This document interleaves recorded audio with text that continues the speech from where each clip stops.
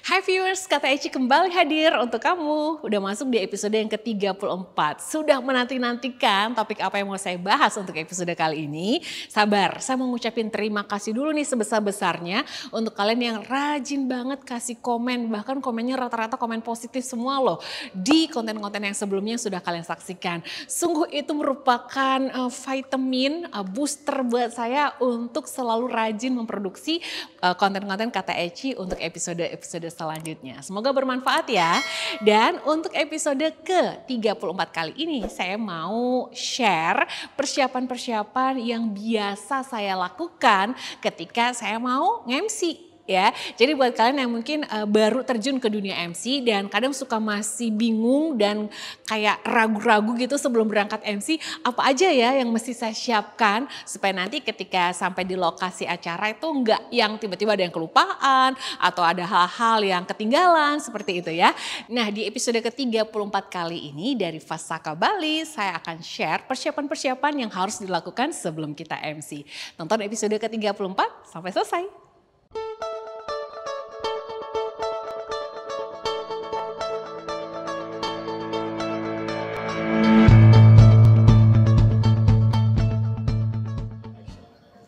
Oke, jadi persiapan apa saja yang harus kita lakukan sebelum kita akhirnya berangkat untuk ngejob MC nih ya. Sebelum kita bicara untuk persiapan teknis, yang paling pertama dulu yang harus kita siapkan apa? Mental kita, mindset kita. Bahwa kita yakin, kita mampu, kita pede, kita bisa untuk membawakan acara tersebut. Oke, acara apapun yang datang tawarannya untuk kita. Nah, kalau saya nih ya persiapan MC ala ECMC Bali gitu. Yang pertama kali ketika ditelepon klien, ditanyain tanggal availability-nya, apakah tanggalnya ready atau enggak, ya udah saya cek kalender, kemudian udah gitu pastikan waktu dari acara tersebut, apakah pagi, siang, atau sore, atau bahkan malam. Berapa lama durasi waktu dari acara tersebut, itu harus dipastikan karena kan kita bisa atur ya, seandainya di dalam satu hari tuh ada 2 atau 3 bahkan tawaran yang masuk. Nah, kalau memang memungkinkan dari pagi sampai malam itu bisa diatur waktunya dengan baik ya, why not? Oke, jadi yang pertama adalah tentunya adalah cek untuk ke availability Anda, apakah bisa di tanggal tersebut dan juga waktunya. Dah, setelah itu yang berikutnya lagi yang harus dicek and recheck untuk persiapan MC-nya adalah rundown. Kalau saya selalu ya setelah tanggal yang kedua saya minta adalah rundown acara. Untuk apa ya? Untuk tahu ya durasi waktu dari acara tersebut. Terus udah gitu juga untuk bisa mengetahui apakah ini acaranya ini formal nanti pembawaannya atau semi formal atau justru adalah yang casual, yang non formal kayak gitu. Dari susunan acara aja kita bisa tahu kan, kita bisa lihat gambaran secara general acara tersebut. Nah, kebanyakan nih kalau misalnya khususnya para MC pemula nih ketika dikasih susunan acara itu pasti langsung stres ya untuk mikirin aduh nanti nih ngomongnya mesti gimana, terus skrip MC-nya seperti apa gitu kan. Kebanyakan dari pertanyaan-pertanyaan yang masuk nih di kolom komen di episode-episode sebelumnya adalah nanya, Kak gimana kalau misalnya bawain acara A, acara B, acara C. Sebenarnya ditanya itu adalah skrip MC-nya gitu. Yang membuat kalian itu menjadi kayak bingung ya mesti ngomong apa. Nah jadi kalau misalnya saya nih dikasih susunan acara, selanjutnya ketika sudah ada meeting atau briefing gitu saya akan tanyakan. Atau mungkin bisa juga melalui telepon atau WhatsApp gitu tanyanya adalah ini untuk skrip MC nanti disiapinnya oleh siapa? Apakah disiapkan oleh saya sendiri? Atau kalau memang menggunakan jasa event organizer, biasanya event organizer yang akan menyiapkan karena ada job description dari script writer yang menyiapkan script MC tersebut gitu.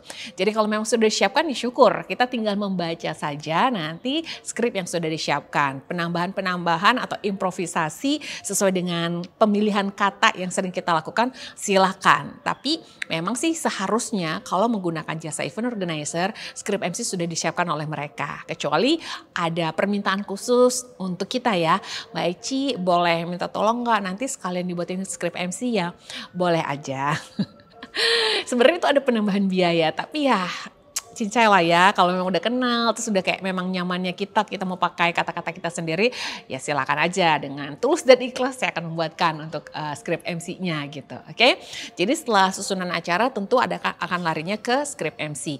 Apa aja isi skrip MC nanti ya di episode selanjutnya saya akan share lagi langkah-langkah untuk membuat skrip MC yang baik. Tapi yang pasti di make sure dulu bahwa susunan acara dan skrip MC itu sudah ready. Oke?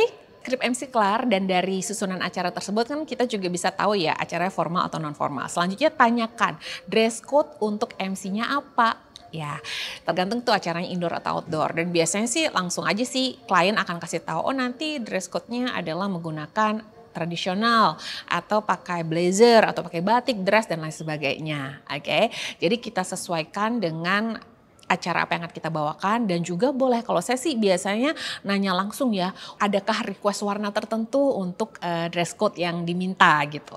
Karena supaya nyambung kan sama atmosfer atau ambience dari acara tersebut. Oke, syukur-syukur kalau kita bisa penuhi. Kalau nggak punya gimana Kak? Kalau nggak punya usaha, mau sewa, mau pinjam, mau beli baru, pokoknya agar match dengan yang diminta oleh klien. Saya sih biasanya selalu mengusahakan ya, karena itu menjadi image kita nanti ketika kita membawakan acara. Dan biasanya kalau kita bisa memenuhi nih keinginan dari klien ataupun dari event organizer yang request dengan warna tertentu itu, kedepannya itu biasanya akan lebih datang lagi ya repeat ordernya gitu. Oke.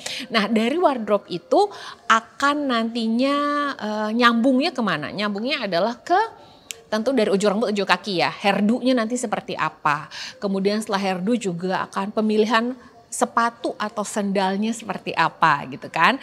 Dan kalau saya selalu mikir, oke kalau misalnya kita disuruh pakai bajunya adalah tradisional yaitu kebaya. Saya selalu usahakan jauh-jauh hari langsung nih booking untuk salon langganan untuk di hairdo-nya. Karena untuk hairdo sendiri saya masih minta tolong jasa stylist ya untuk melakukannya. Belum pede aja gitu kalau untuk lakukan sendiri. Tapi kalau kepepet banget ya oke lah. Tapi kalau memang masih bisa ada yang bantu saya, why not? Jadi tentukan hairdo-nya mau seperti apa. Terus kalau makeup saya udah biasa sendiri. Kalau teman-teman belum biasa makeup sendiri, sangat saya sarankan untuk bisa menggunakan jasa makeup artist, MUA gitu ya. Untuk menunjang penampilan terlihat lebih profesional. Kalau memang udah yakin dengan dandanan sendiri dan ngerasa lebih pede dengan begitu, ya nggak apa-apa. Oke. Terus udah gitu apalagi? Heels. Nah, untuk heels. Nah, ini saya mau kasih catatan dikit karena beberapa saya sempat lihat sih di sosial media untuk MC-MC, mohon maaf nih yang baru terjun nih ke dunia MC itu kadang menggunakan alas kaki yang nggak pakai heelsnya. Oke, jangan yang flat shoes ya karena itu terlihat membuat kita tidak spesial. Kalau saran saya sebagai seorang MC atau pembawa acara tetap harus ada heels dari alas kaki yang digunakan. Kecuali pakai sepatu kets ya. Mau itu heelsnya adalah wedges atau memang heels yang runcing, stiletto kayak begitu silahkan. Mau yang 9 cm, 11 cm atau 7 cm sekalipun nggak apa-apa. Yang penting ada heelsnya, jangan yang flat banget. Kenapa? Karena itu akan membuat penampilan kita sebagai seorang MC, khususnya untuk perempuan, terlihat lebih anggun, lebih spesial. Pokoknya berbeda gitu, nggak yang terlalu biasa gitu ya untuk seorang pembawa acara. Itu catatannya untuk para perempuan ya. Jadi memang harus menggunakan heels, oke? Terus yang berikutnya yang harus disesuaikan lagi adalah aksesoris. Mau pakai anting apa, mau pakai mungkin ada penambahan kalung, belt atau gelang dan lain sebagainya atau aksesoris bunga rambut. Itu semua dipersiapkan jauh-jauh hari. Kalau memang MC-nya dadakan ya nggak apa-apa sih. H-1 juga bisa ya untuk nyiapin semua itu. Tapi memang benar-benar harus disiapin. Jangan 1 jam sebelumnya, jangan beberapa jam sebelumnya nanti panik. Karena akan membuat kita jadi kelabakan. Oke, coba repeat lagi ya, mental udah oke. Rundown sudah sip, skrip juga sudah done ya, udah kelar lah, anggap seperti itu. Terus udah gitu wardrobe sudah jelas, kita mau pakai baju apa dari ujung rambut sampai ujung kaki, plus juga aksesorisnya. Nah yang terakhir nih yang kelihatannya kayak nggak penting tapi penting gitu loh. Apakah itu? Yaitu personal care. Nah, kalau saya nih, kebiasaan saya nih kalau mau MC itu ada satu tas khusus ya yang saya bawa. Selain tas yang saya bawa untuk sehari-hari, ada satu tas khusus untuk perlengkapan saya, personal care saya yang saya akan bawa ke lokasi acara. Isinya apa aja? Isinya adalah make up, alat-alat make up untuk touch up atau retouch di lokasi acara sebelum naik panggung. Oke. Terus yang kedua isinya lagi adalah heels saya. Jadi heels saya itu nggak saya pakai dari rumah, tapi saya taruh di tas itu. Sementara dari parkiran menuju ke lokasi acara pakai sendal yang flat aja dulu ya. Karena ini untuk kesehatan kaki. Oke, itu isinya punya saya ya. Terus yang ketiga lagi isinya adalah shawl. Saya harus bawa shawl karena takutnya tuh nanti kalau misalnya acaranya durasinya panjang dari pagi sampai sore, terus di ruangan yang ber-AC gitu, bikin kita kedinginan, akhirnya selesai acara malah sakit ya kan. Jadi lebih baik kita menjaga kesehatan kita dengan membawa shawl tersebut yang bisa kita gunakan menunggu, sembari menunggu nih, bukan di atas panggung ya kita pakai ya, sembari menunggu kita akan tampil lagi ya, kita tutupi dulu bagian tubuh kita kalau sampai kedinginan misalnya, oke? Terus yang berikutnya bisa bawa lagi adalah tumbler yang isinya adalah air mineral atau minuman apapun yang memang kamu butuhkan. Apakah perlu teh hangat, air hangat, atau ada kopi khusus tuh yang mungkin bisa bikin mood kamu jadi lebih baik gitu. Silakan dibawa untuk personal care. Walaupun kita tahu ya di lokasi acara kita bisa minta aja gitu kan sama panitia gitu atau sama klien untuk disiapkan. Tapi kalau saya pribadi ya why not saya bawa aja, kalaupun nanti disiapkan syukur-syukur. Sebenarnya ini adalah disebut sebagai riders ya, biasanya kalau udah MC yang profesional, terus udah gitu acara juga cukup besar, itu klien atau event organizer akan tanya, riders MC itu maunya apa aja. Kita bisa tinggal sebut aja sih, kita butuh apa, mau minum apa, disiapinnya makanan apa, terus keperluan-keperluan lainnya.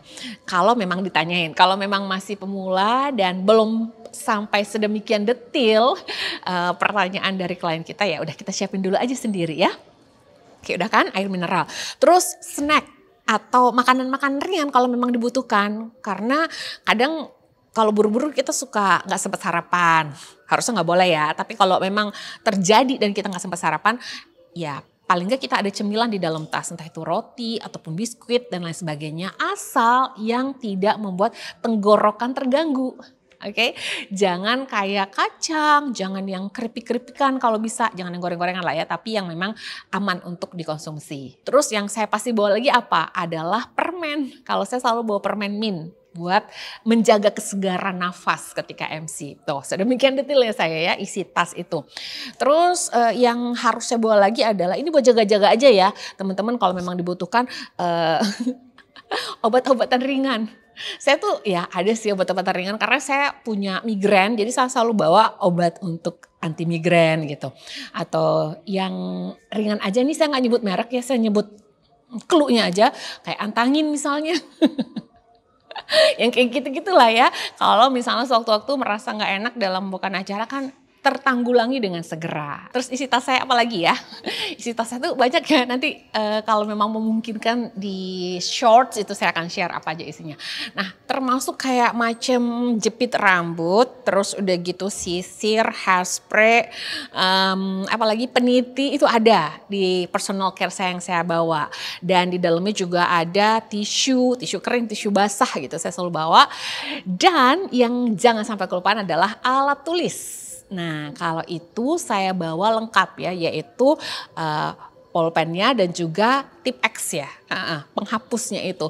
Karena jarang banget tuh saya punya skrip MC yang bersih, rapi gitu, jarang. Karena pasti akan ada penambahan-penambahan kan ketika acara sedang berlangsung. Perubahan, penambahan, pengurangan, pergantian yang perlu coretan-coretan. Nah supaya nggak bingung karena tertumpuk-tumpuk tulisannya, saya better bawa tip X tersebut. Jadi ketika dibersihkan bisa ditumpuk lagi tulisannya, jadi kan nggak tumpang tindih dan tidak membuat kita bingung. Oke, apalagi ya? Oh ya, saya sampai ya harus pikirkan nih kalau misalnya lokasi acara yang harus melewati jalan tol. Make sure bahwa kartu tol itu terisi.